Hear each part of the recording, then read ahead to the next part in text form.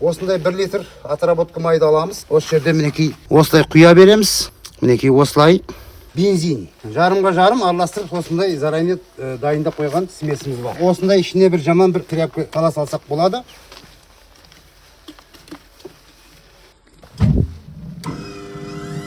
Кішкене боздық береміз.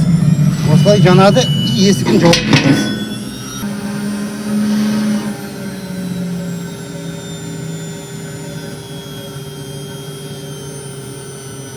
Өздерің көрдіңдер, міне камера ызгаранесі қалай жанып тұрған. Мінекей аузынан шығып тұрған ыстылық уже 150-ге барды мінекей.